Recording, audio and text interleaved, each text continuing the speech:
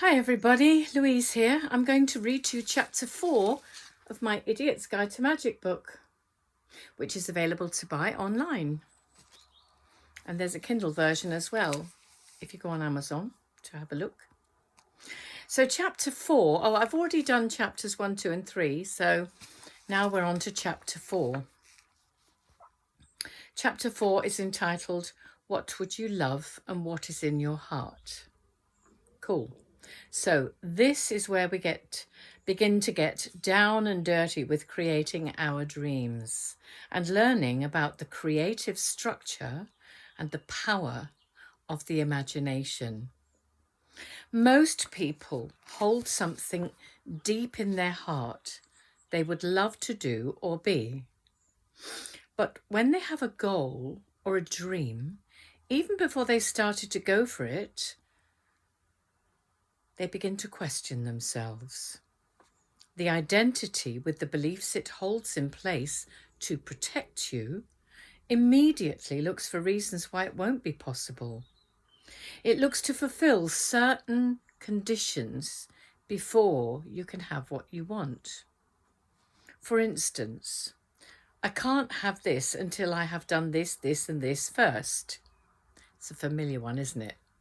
I think we all do that. Until I have managed to become a better person, until I have lost weight, until I have learned enough, etc. I think you may find this quote from Robert Fritz interesting. He's talking about choices, what you choose to do. And he says some people choose to go to college rather than choose to be educated, or they choose to eat health foods rather than choose to be healthy. Because this kind of choice invests undue power in the process, the result is inextricably tied to the process, and the ways in which the desired result can come about are limited. The path of least resistance, learning to become the creative force in your own life. Do you get the picture? You know, it's like you really want something and you set a goal, but then your beliefs about yourself kick in and subconsciously make you instantly reduce the size of your goal so that it feels more realistic. Or the size of your goal might just take you so far out of your comfort zone that you drop it altogether. Or your goal might just seem like the unattainable dream, and so you never even think it is remotely possible and carry on nurturing the idea, but only safely tucked away in your own private dream state. How many people I have heard throughout my life saying things like, I would love to have done blah, blah, blah, but it's not possible because of blah, blah, blah. And there's always a really good and rational reason. Consequently, people can spend their entire life preparing for the dream, but never actually achieving it. I have wanted to write this book now for the last 5 years and managed to put it off because I felt like I didn't have quite enough knowledge yet. It was in my heart to write something for a good half of my life. I write journals every day and have done for at least 30 years. I have had an interesting and colourful life, which I have wanted to write about for a long time. That's the next project. But haven't done so because I have thought things like, I'm not old enough yet, or I don't know how to go about it. This is what we all do, unless we're one of those extraordinary types of focused people who naturally seem to get their shit together, no matter what beliefs they hold. Excuse me. There are people who would have loved to have been anything from actors, dancers, artists, singers, through to doctors, pilots, horse handlers or divers who didn't pursue their dream. You find these people all over the place in other professions doing other jobs. And even though they might be doing well, or quite well, in one sense, they're generally unhappy.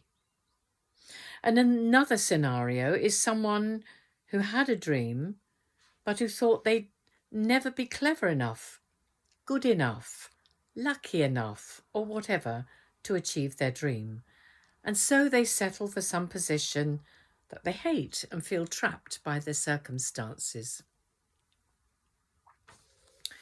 There are millions of similar scenarios, people disgruntled with what they do because they have not felt able to go for what they love. Then there are those who don't know what their dream is, who, when asked, don't know what they would love at all. It is our beliefs, our conditioning that trap us into such scenarios. They make us feel we cannot have the things that we would love to have in our lives.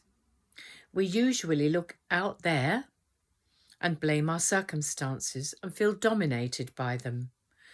We let ourselves operate from a place of being a victim of circumstance rather than operating from a place of creativity. It is only by learning to stand in our own power and operate from that place of creativity or higher vibration, which can enable us to change our life for the better. I would like to add here an explanation of what I mean when I talk about having something that you love. I mean something that is important to you, that makes you feel joyful, that takes you into a higher space energetically, that contributes to humanity and the world. I do not mean things like going to the cinema or walking on the beach or being able to go to the pub whenever you like. Well, going to the beach is a nice one because you're in nature. I probably shouldn't have put that one in. But anyway, you know what I mean. Those things have their place for sure. But just saying, in case someone out there is reading this and going, good, I like this, because what I'd like to do is quit my job and sit on the beach every day. Well, you never know. Now, don't underestimate the power of beliefs. It's quite easy to think, yes, I have this, that, or the other belief, but I know what I want now, and I will just go for it.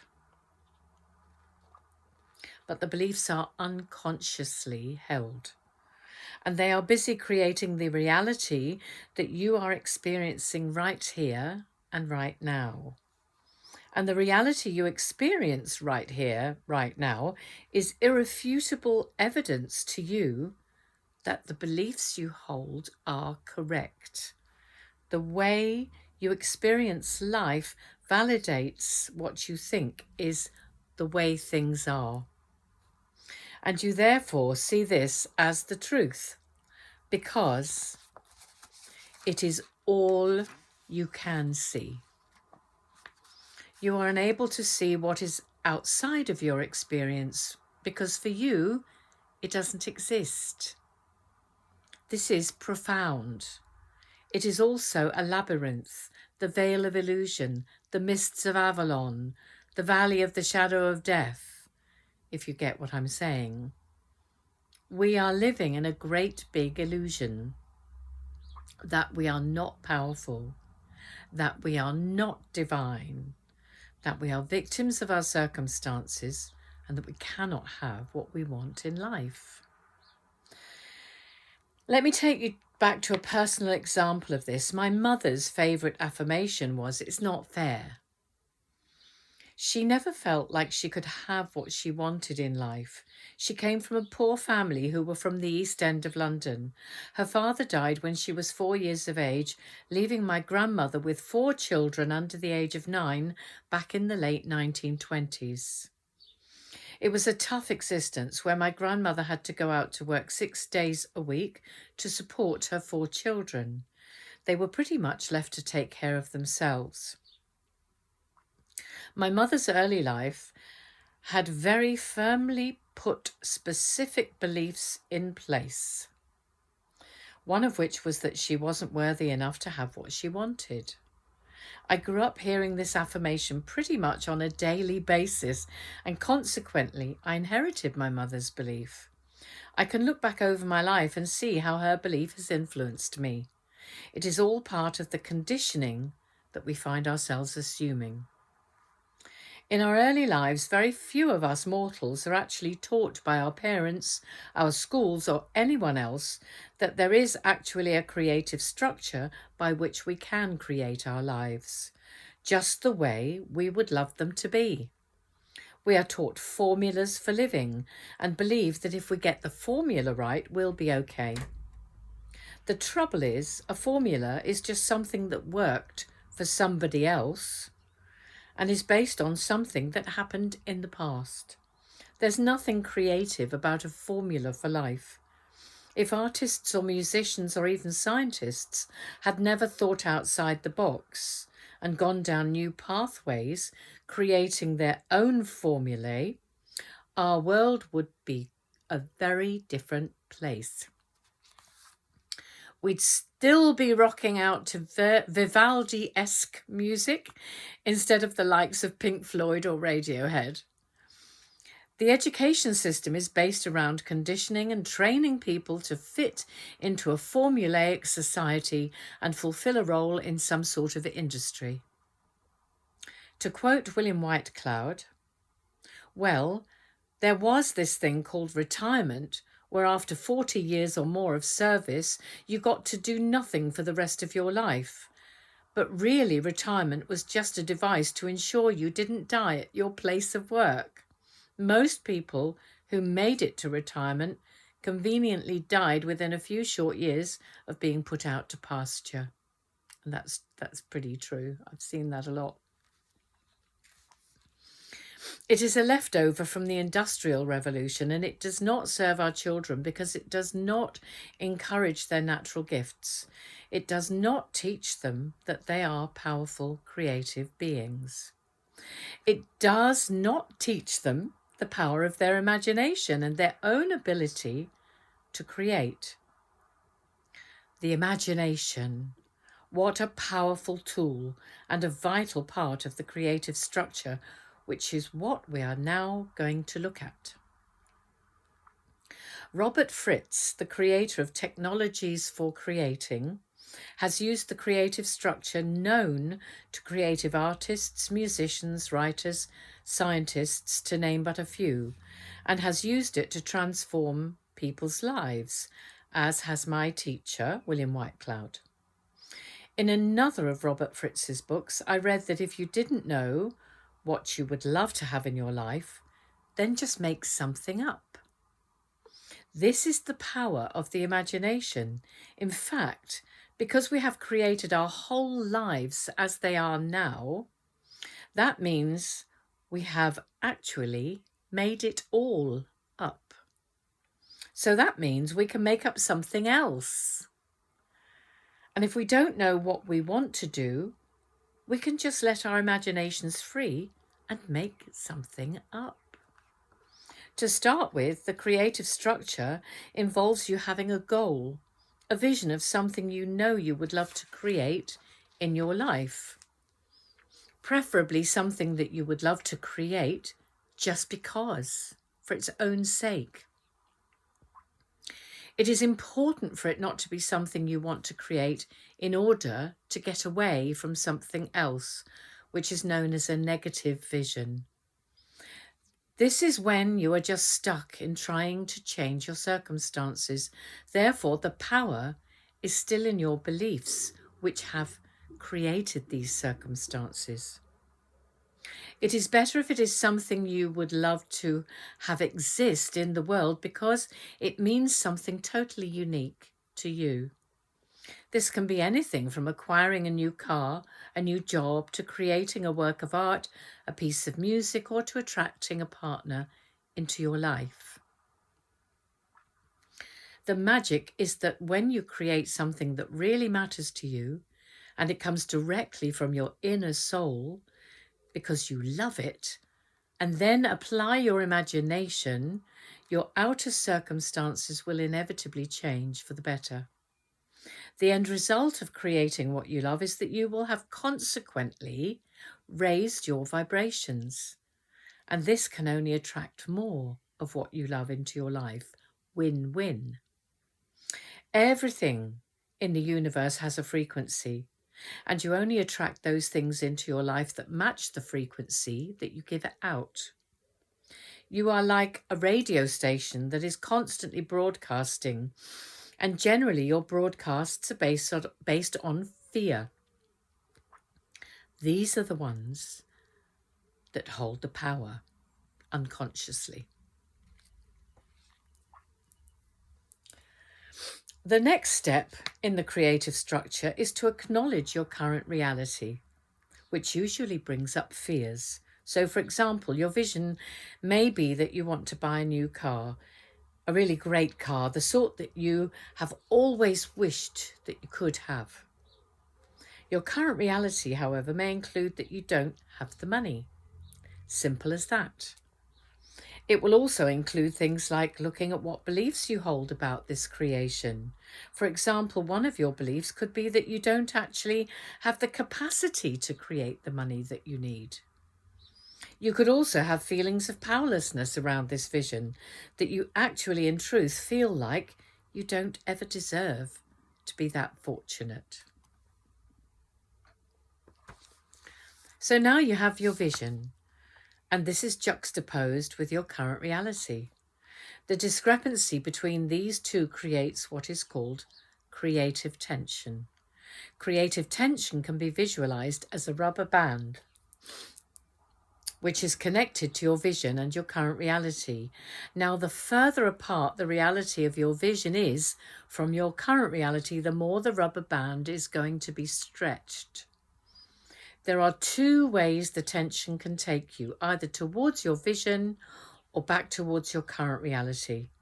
If you hold firmly to your vision, the inevitable end result will be that you create the thing that you desire. However, it can be that the current reality holds more power, and the tendency is for the current circumstances to cause you to cut down on the vision, thereby reducing the tension on the rubber band in favor of your current reality. The very important thing which will anchor you in your vision is to step into the emotion of your end result. You actually have to feel as good as if you already have it. As if it already exists somewhere, which in reality it does. The freaky and wonderful world of quantum physics says that all possible realities actually already exist somewhere in the quantum field. So the exciting news is that your dream already exists out there somewhere.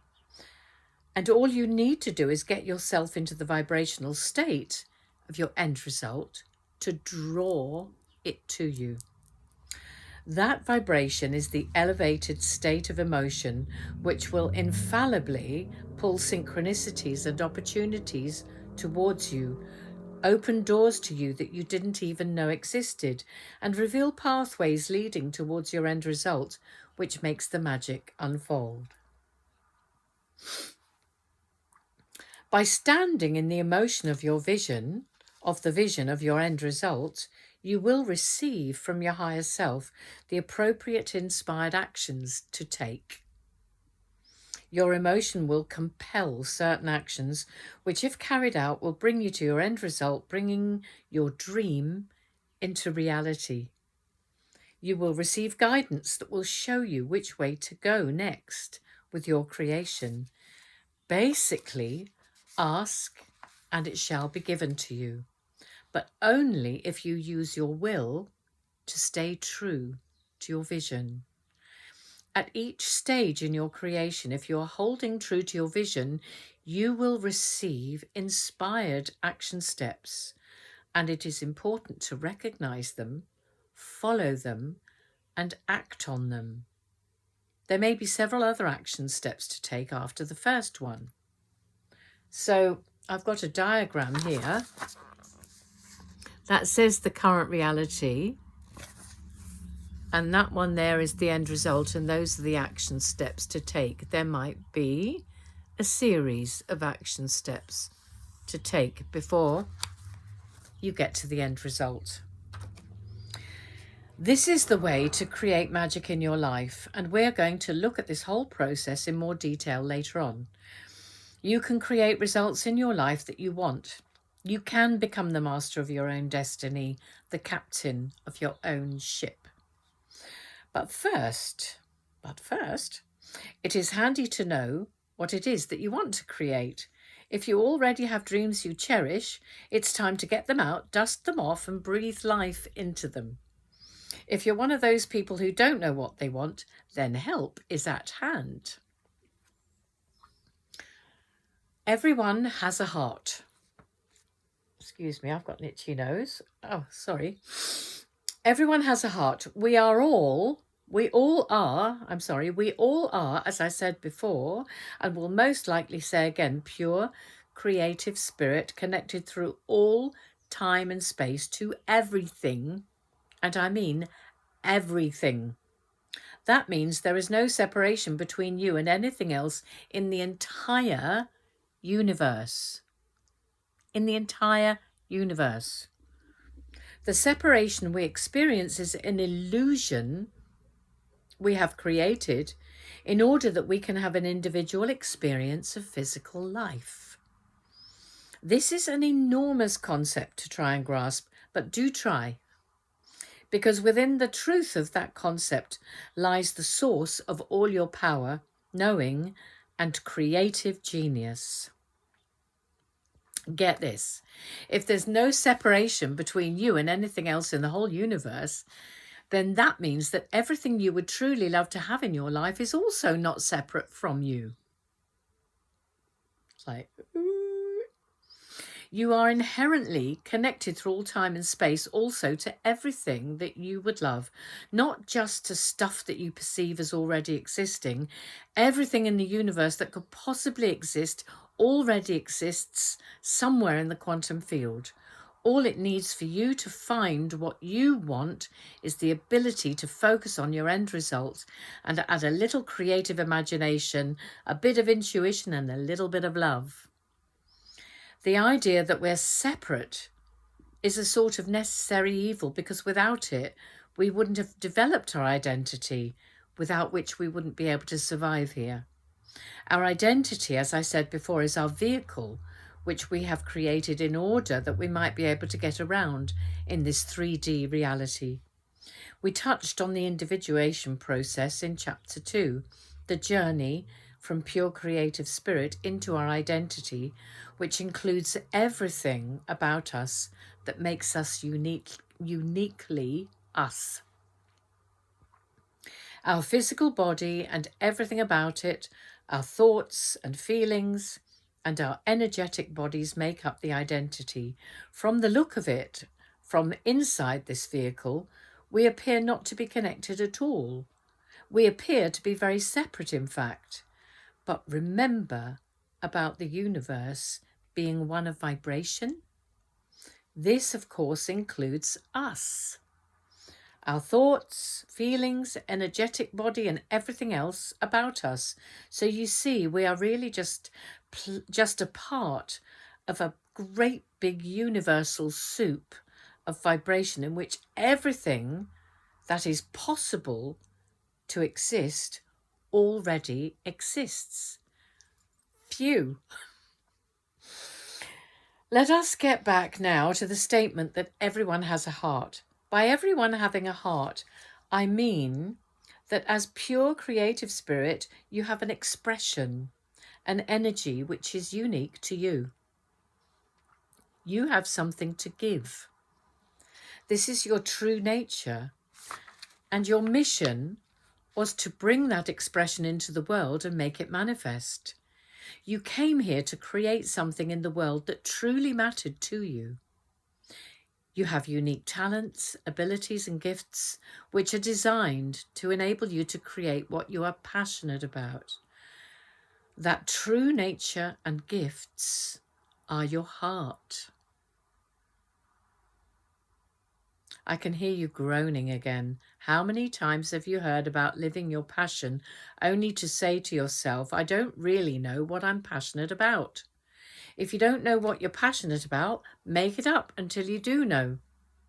Alternatively, you can learn to use your intuition. Our intuition is our sixth sense, an underused sense in our Western society, a sense that is undervalued, and as children we're not taught to use it. So we grow up unaware largely that such a sense exists. We're taught at school about our 5 main senses: taste, touch, smell, sight and hearing, but the poor old intuition gets left out altogether. The sixth sense is the realm of the imagination and intuition. If you think about this, nothing in the world that we take for granted, such as all the mod cons we enjoy, plus electricity and cars, wouldn't have existed if someone hadn't first dreamed about it or seen it in their imagination. What we take for granted these days as scientific fact was once a dream in someone's head. Yet as children, we are taught to rely only on our 5 senses, which tell us about what we can see, hear, taste, touch, and smell. This does not take into account the whole array of frequencies of vibration which are inaccessible to our physical senses. It is like these have been totally ignored and left out. It is well known that animals can see and hear vibrations or frequencies of stuff way out of the range for human beings. So we know that other vibrations are there, especially these days with the input from quantum physics, which is difficult to dispute even if you are the most fixed cynic in the world about this type of thing. It is said that out of the 40 billion bits of information that we are bombarded with every second of every minute, we only perceive something really pathetically small, like a few million or something. I guess this protects us to some extent from over-bombardment of the senses. I don't expect we could cope with hearing and seeing so much. But what it tells me is that there's a lot out there that we don't know about.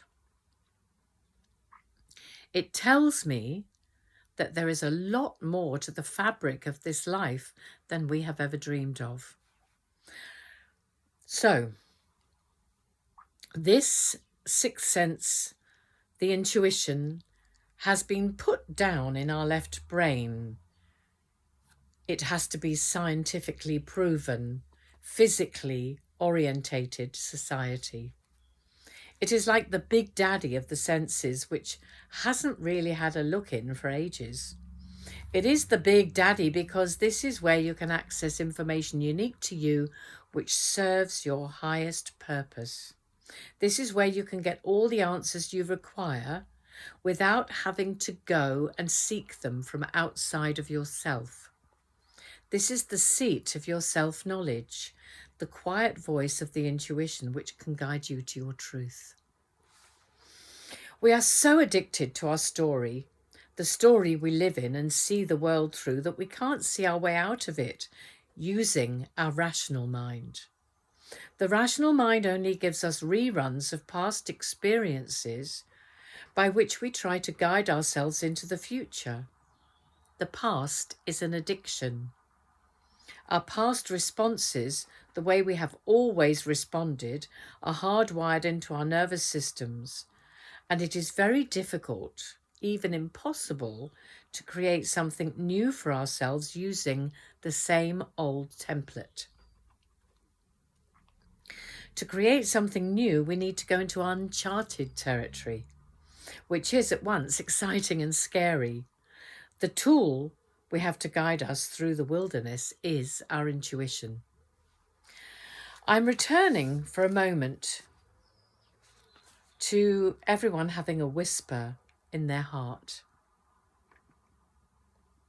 having something unique to offer to the world, something really important, a true nature and purpose. I did say that if you didn't know what your true purpose could be, you could just make it up. Well, making it up is a function of the intuition and imagination. What? I hear you say. Well, yes. When you start using your intuition, it feels like you're just making stuff up. I do intuitive readings, and when I first started doing them, I felt so incredibly stupid, like what I was saying was complete and utter bullshit. Then the person you're doing the reading on says, "My God, how did you know that about me? Unbelievable." But that is the power of intuition.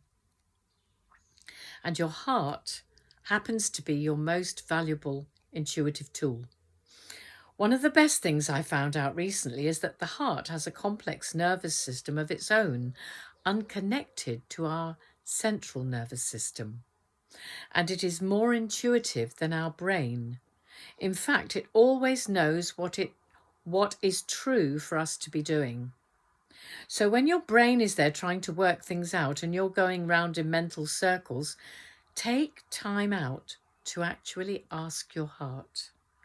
It will tell you in a sentence in your own language. Try it out and see.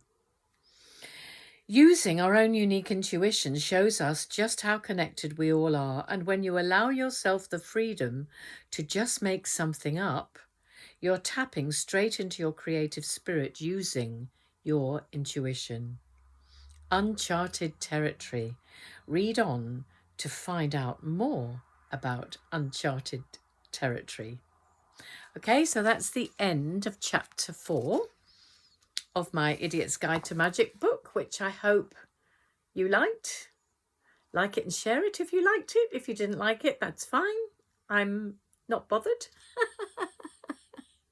Can't please all of the people all of the time, but you can please some of the people some of the time. So thank you very much for listening, and love from me to you. Bye.